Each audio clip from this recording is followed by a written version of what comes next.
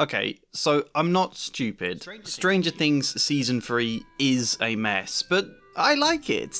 I like it a lot, and I'm not saying that in a way like, but Steve and Dustin, they're kind of fun, but Alexi and Murray, that's fun. I mean, they are kind of fun, but whilst comedy is the big thing Season 3 goes for, not all of it lands for me personally. A lot of it doesn't. The comedy isn't really the reason I love this season. I think it's misunderstood and has a lot more value than people realise. And it seems no one is talking about this. I type in I like Stranger Things Season 3 or in defense of Season 3 or stuff like that. And granted, YouTube's search features is deliberately, stubbornly terrible nowadays, but still, no videos on that topic coming up? It seems I'm the only person on here who will stick up for this season, so fine. Here's a video all about it. But first, you all asked for me to bring back my channel intro, so here it is. Stranger Things video.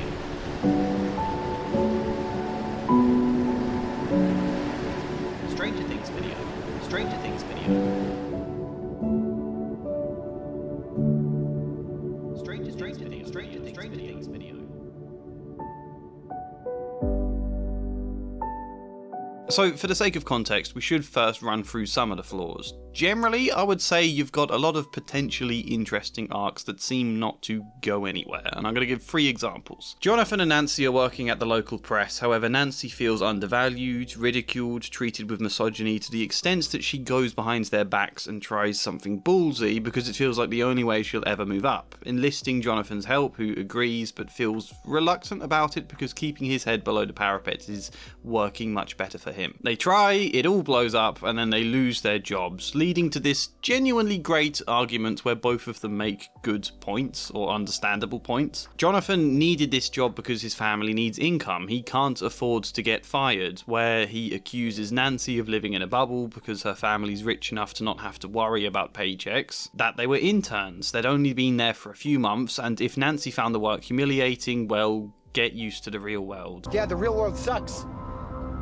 Deal with it like the rest of us. And Nancy says Jonathan doesn't understand how humiliating it was because he's a man. They weren't treating him the way they were treating her, and maybe there's a route up the ladder for him if he takes his time and is patient, but she's stuck and ostracised unless she takes the risk to do something exceptional, and maybe it hasn't paid off, but she was still following a story she believes in. Both of them kind of concluding that neither knows what it's like for the other. They finish the scene divided. It's great. This is how we take a dynamic between two characters that could have become stale and open up new space to explore other facets of their characters. In season 1 it was all about the different social standings in school, now it's about class difference and gender difference. This conflict would be an interesting one to exacerbate across the season until leading to a place where they gain a new perspective on each other and find resolution that allows them to grow as people and strengthen their relationship, right? Right? We also get a tender scene following this argument where Nancy's confided in Karen about it, and Karen is essentially saying follow your principles whatever it costs because you don't want to end up like me. You do have the financial privilege that does afford you the luxury of being able to seek out different jobs, but that's a good thing. Utilise that to follow what you believe in and find a place where you are treated fairly. That's neither here nor there. So she goes back to Mrs. Driscoll, weird horror tropes ensue, and she was right. Yes, Jonathan phones her up, they put the argument aside, and he apologises for being wrong. She was right. Oh.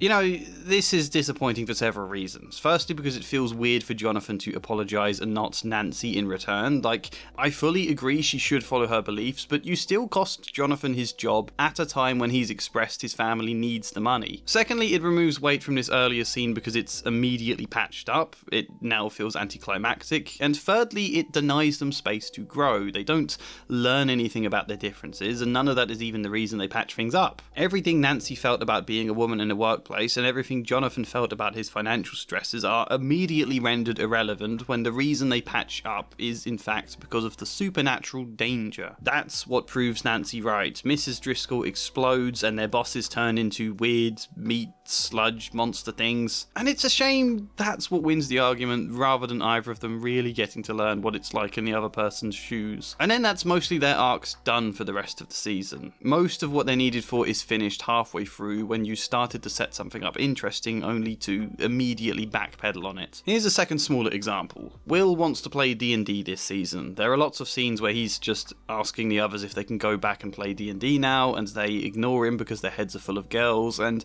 maybe you find that annoying. They repeat it perhaps a tad too much, but I like this idea. Will has been robbed of his childhood. He spent ages hiding in the Upside Down, and then ages possessed by the Shadow Monster. He hasn't had the same length of time to just be a kid, and get to work through all of the emotions of that more latency period. Consequently, Will feels like he's a few years younger than the others, and it's really heartbreaking to see. Ideally, they could have explored some of his sexuality here, but I can see why they held that off until season 4. It all leads to this tragic moment where he is smashing castle buyers in the rain, feeling like childhood is dead and their group has fractured. I love it. And then you wonder where it's going to go for the rest of this season. This is an interesting setup. How does he grow from here? Oh, he stops smashing the castle when he realises the Shadow Monster is back. And then all of his internal exploration gets completely put on hold now. Suddenly that too is rendered irrelevant, and we get no resolution to it because the supernatural danger is here. The end. The biggest example, and I think the one where it's easiest to pinpoint what exactly has gone wrong with it, is Hopper. Hopper doesn't like how much time Elle is spending with Mike. He thinks it's a bit too absorbing, and also he's missing his daughter, missing spending time with her, but it's too vulnerable to admit that, so he gets angry with Mike instead. Threatens him to stay away from Elle, and against all odds this plan works. Because he's been threatened, Mike lies to Elle that he can't see her the next day and says his nan is sick, but then they bump into each other at the mall and Elle is hurt, so she dumps him. Kind of okay. It gives Max useful space to come in and teach Elle there's more to life than boys, basically, which is actually quite a sweet sequence. Max is the perfect person to give Elle a new outlook, and we're at the right kind of age for some young teen drama between Mike and Elle. I can accept that fine. Well, I mean, mostly fine. The fact Hopper goes from this beautiful heart-to-heart with Elle at the end of season 2 to now acting like the whole concept of a heart-to-heart is alien, that's... okay, Hopper. It undoes some of his growth from season 2, and it's terribly executed here, I think. They make him so cartoonishly extreme about it, but I can buy the concept. Elle is becoming independent. It terrifies him to think what's left for the rest of his life. That terror is difficult to express when he also wants her to be able to find her independence, and Mike is genuinely annoying. So far this is all okay. It's acceptable. My problem stems firstly from the fact, why isn't Elle angry at Hopper for this? Mike admits to Elle later on that Hopper threatened him into lying, and yet Elle is still angry with Mike because she spied on them talking some nonsense about girls. But, you know, what about Hopper? Your dad scared your boyfriend away for no clear positive reason that you can see. You should be furious with that level of interference. And that could be a really engaging conflict. Hopper acting out badly because he misses being close to his daughter, having lost one daughter at a young age. Now he feels he's losing another to independence, and it scares him. Plus, it would add way more weight to when Hopper dies, or sort of dies, because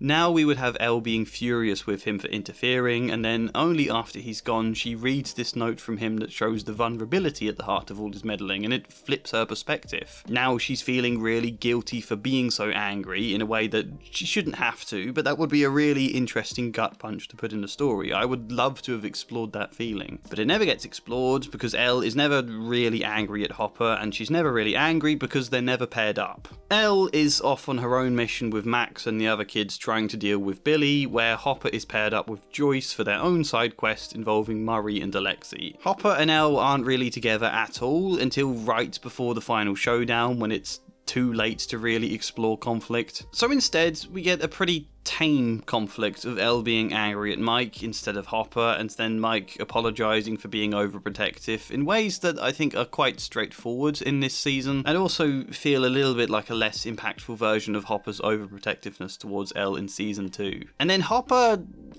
I don't know, does Hopper grow this season? He just sort of squabbles with Joyce episode after episode, and I don't really get that. I don't care, you know. Hopper is angry with Joyce because they were supposed to have something close to a date at Enzo's, only Joyce got carried away when she discovered magnets aren't working and forgot all about it, so Hopper just becomes incredibly immature. Why, though? You know, all of those feelings about being alone and feeling forgotten or rejected work way better in relation relation to Elle growing up and becoming independent. Not that it would be fair for Hopper to feel that there either, but you can empathise with it a lot more and it makes loads more sense and there would be so much more nuance to sink your teeth into. Joyce, however, was in a relationship with Bob, who died traumatically.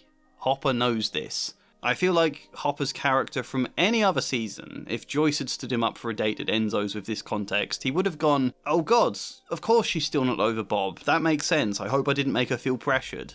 Reacts like that instead of raging about it for an entire season. Hopper and Joyce are a fun pairing, but there's not enough between them that can push each other to grow and change. This is one of the traps I think late Game of Thrones fell into, pairing up characters they thought they could have a fun dynamic with, rather than characters they could have conflict meaningful enough with to force them to change. I think this is even kind of true of Hopper and Joyce in Season 4. Hopper doesn't feel like Hopper basically, he becomes someone completely different. And I empathise that it would be difficult plot-wise for him and Elle to have more conflict going on this season. I can see plot-wise why they separated their characters into different storylines, but I don't think it works for their characters. And I hope you can see the pattern. This season often starts with what could be interesting about a character, builds it up a little, and then completely sidelines it in order to accommodate the plot. I could say this about Mike, Dustin, arguably Steve and Robin. People say Season 3 is bad because it's too silly. I don't think that's the root problem. I think a bit of silliness could have still been fine. Were the characters consistent with their past selves and were still given space to grow organically as people. You can still write comedy without having to compromise on that. You can still be silly and whimsical without having to compromise on that. The problem is mainly that when the plot thickens and all the danger creeps in, they didn't find a strong enough way to carry all of the possible character development forwards with that. Therefore, making the central threat function more like an interruption this season than a catalyst for change. And you know, I could go on. I think there are other criticisms we could make of Season 3, but I imagine many other videos have done that already. Why is it, despite all of this, I love Season 3? Come on now, you can do better than that. Who here wants to see world building? You better believe it's World Anvil. They are sponsoring this video, they are offering you 51% off, and they are an online tool for building worlds, you may have guessed. But also creating characters, designing and managing campaigns for all sorts of different games. My best friend uses it for D&D, but there's lots of other games. You can use it for planning your stories, writing your stories, working on all sorts of creative projects. For me, it is my novel. I need a tool like this, otherwise I am far too chaotic. We're moving flat soon and I literally have 6 cardboard boxes full of random sheets of A4 paper I've written old ideas on. Pre-World Anviled me was a nightmare. So with something like this, not only can I keep everything organised, keep it all in one place, be able to easily edit things, but I can create timelines, I can create hyperlinks branching off specific characters or articles or a billion other things that just make it so much easier to find stuff. Planning things can be hard, especially when there's so much to do, but having all of these tools to help visualize it, to help split everything down into specific points, articles one at a time, it helps immensely. I'm not going to show you because it's a secret, but I've created different bio pages for all of the characters in my world, even the minor ones, which house they live in, what their job is, who they're friends with, who they hate, what different beliefs they have or opinions about events that go on in the book or whatever. So, World Anvil is great. I hope you can hear my passion, and if you desire, if you crave. If you call to the heavens for a 51% discount, then use the code TREE, or click the link in the description, or the pinned comment, or if you just want to try out the free version, then go for that. You know, there's no time limit on it. Test it out for as long as you want. World Anvil. Stranger Things video. I don't know if this has been apparent in all of my Stranger Things videos yet, but Elle is my favourite character. Maybe that sounds like a bland choice, but she brings so much heart to the story. What gets me the most about Season 1, for example, is always seeing this vulnerable, traumatised girl who just wants a home. But because of her powers, she's either getting targeted by people who don't care for her, or she's having to exhaust her powers to save the people who do care for her. It's just so tragic to watch, and it hits the children's therapist within me and makes me want to just look after her, you know? And then in season 2, she's just wanting to live, but forced to hide away in a cabin for ages and ages, and it hurts to see that, but then she ends the season with being given identification. She is officially a citizen now, and she can go to a cheesy snowball. And so, what then can possibly happen in season 3? Obviously, now that all of this has happened, Elle gets to be a kid. To just be a kid after so long. It is so hard earned, and it's kind of wonderful for that. Season 3 has such a bright, airy summer holiday vibe that fits so perfectly for where Elle is in her story. Finally, she's allowed to be a normal kid, so she absorbs herself far too much in romance, the way kids can do at that age when it's all a new experience, and it annoys all their other friends, and then they fall out, and Max takes her to the mall, they shop for clothes, mess about, read Wonder Woman comics, and play Spin the Bottle. You know, I get it's not the most cinematic to watch, but it's incredibly sweet when you remember all of this is the stuff Eleven has been starved of all her life. You need a bit like this in the overall story, because this is kind of what it's all been for. Season 3 should be the greatest summer of their lives, because everything was concluded. Season 2 was a really good ending. They sealed up this wound in the community. Elle was given a birth certificate. All of life should be ahead of them now. I don't think it's fair to dismiss all of the fun, airy, kiddish teen drama stuff this season in that sense, because this is their victory. This is exactly what they've been fighting for the past few seasons, to get to live a life like this. If only for the fragment of one beautiful summer. So I personally don't hate it or find it annoying, and I always dislike when people see kids behaving like ordinary kids in fiction and then condemn them as whiny and irritating. It's not. It's very, very sweet, and I will defend it to my dying breath. However, it's of course not just sweet, because there are some problems. Firstly, it isn't all over. The Russians, yes, the Russians, cut open the wound again, and the Upside Down returns in an Invasion of the Body Snatchers type way, or a Mind Flayer-esque way. And this is where, thematically, Season 3 is on point in a way I love so much, because what's the setting of Season 3? This new, sparkly mall that's been built on the edge of Hawkins, where everything is clean and glitzy, and it's all such a forced pretense of positivity and newness, you know? Does that not perfectly capture the vibe of this season? Something super bright and colourful that feels really fun, and you want to absorb yourself in something new, but it starts to feel increasingly false the more you realise how much darkness is lurking there beneath the surface. Quite literally exploding rats in the sewers and Russians in the basement. This supposedly brilliant, shining mall built by an entirely corrupt and false mayor who, again, appears all smiley and fun on the surface, but is much less so underneath. Who puts on a big funfair to try and dazzle everyone. Look at these cool fireworks, citizens of Hawkins. Look at new Coke. It's new. You know, the whole aesthetic for all of the posters this season is super colourful lights and clean newness, and I feel that was a deliberate choice. I enjoy how deliberately false everything feels. I think it serves as a great criticism for all of the things I find most strange about American culture, at least looking in from the outside. And fittingly, the season ends with the mall burning down and all of the glamour being torn away. I'm not quite sure how no one saw this giant monster thing though, or noticed an entire hospital getting smashed up by it. I do take issue there. And it's not to say it's fake of all these characters to attempt to, you know, just be kids and put the past behind them and absorb themselves in the new. That's exactly what they should be doing in a lot of ways, and it's natural, but at the same time I think there is an eagerness to push the negativity aside. Negativity's not quite the word. I mean, of course they want to put all of the past behind them. Of course Elle and Mike get a bit too obsessive. It's not being fake, it's just understandably losing perspective, really wanting to get wrapped up in the first ever romance and for it to feel like the most magical thing in the world ever. The allure of that dreaminess is half of the appeal at that age, you know? It's totally understandable, but also not quite the full reality. And I think how jarringly the show then flips between airy, silly comedy and some very dark imagery here makes sense in that context. It works for me. And then the central conflict for Elle feels like an evolution of that season 1 problem. Because Elle just wants to be a kid, but is again forced to use her powers more and more in order to protect those that she cares about, until it all becomes too much. In season 1 it got to a breaking point where she disappeared. In season 3 it gets to a breaking point where her powers dry up. Very similar idea that I could criticise for being repetitive if it didn't fit so very well. And I enjoy that Mike and Max somewhat reflect these contrasting feelings about Elle. Max, who thinks Elle's powers are incredible, who likens her to Wonder Woman, sees her as strong and independent, someone who can literally make her own rules. And then Mike is very protective and wants her to rest and not exhaust herself because he's worried about her all of the time. Mike thinks Max is cavalier to keep encouraging Elle, and Max thinks Mike is overprotective and a tad sexist in telling her what to do all season. And then in the end, both of them are right. Elle is incredible and can make decisions on her own, and she is the reason they succeed, but doing so does also almost destroy her. What I especially like is that a huge part of why she does succeed is because she reaches Billy's heart. Super moving part of this season that as a therapist I obviously really like.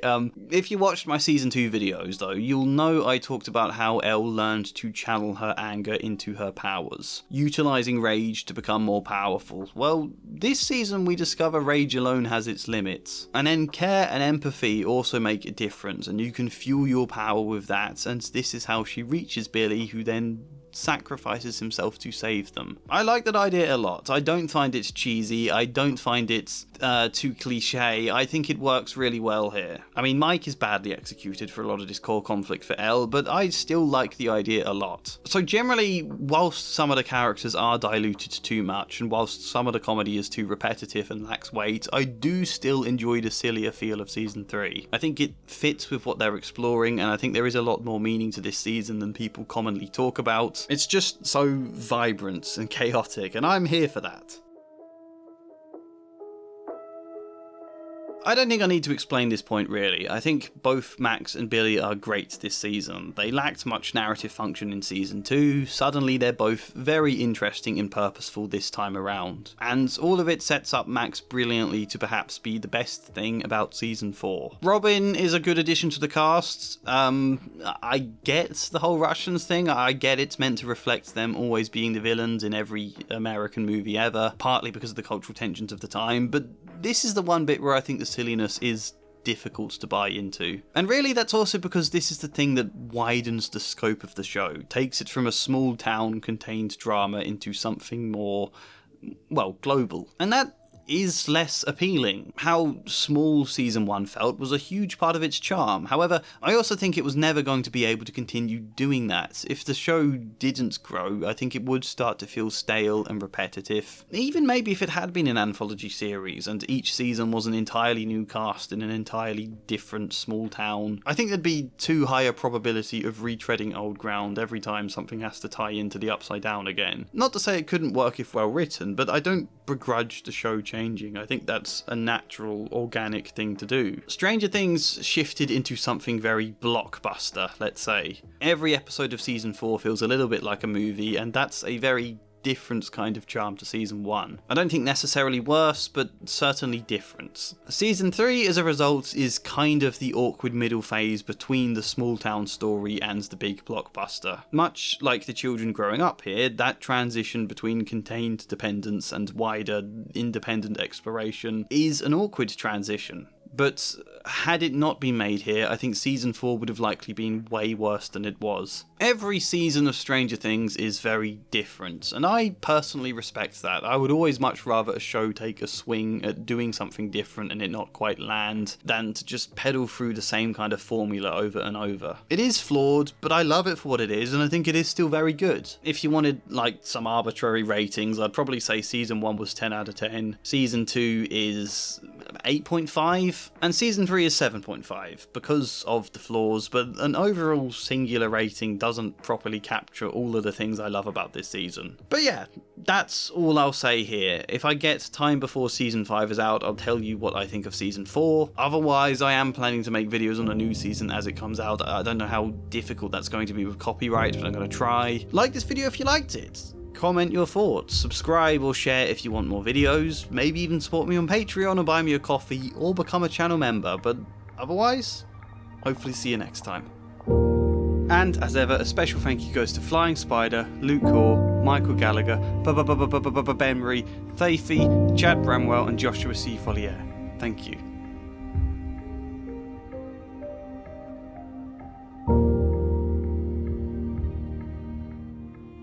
Here's a secret bit to the end of this video. Nothing good, don't get your hopes up. Just, if you've watched my other videos, you'll know Netflix have made it copyright hell just trying to release these videos on Stranger Things, striking all of them to the point I uploaded the last two simply as screenshots, and I was expecting to have to do the same here, so before editing this video, I first created an intro explaining why it was all screenshots, but then decided to just try editing it with actual video clips first, just seeing if it would sneak past. Maybe season 3 content won't be picked up as much, and yeah, apart from a few little tweaks, this video snuck under the content ID scans. The intro I made was rendered redundant, so I'm putting it here anyway, just because. And another one bites the dust. You are 0 for 6, Popeye. Yeah, I can count. You know that means you Suck at avoiding copyright disputes. Well, no, I'm normally very good. I try all the typical fancy editing tricks, but regardless of anything, all my Stranger Things videos get blocked by Netflix, and when I appeal that, they say, right, now we're giving you a copyright strike, appeal that instead. Block! Which takes 2 to 3 weeks, but I want to talk about this show before season 5 is out, so courtesy of Netflix's distaste for people providing them with free promotion, which is really odd when you think about their business model, this video is now mostly made up of screenshots and my voice. Blocked! Welcome to the new Stranger Things video.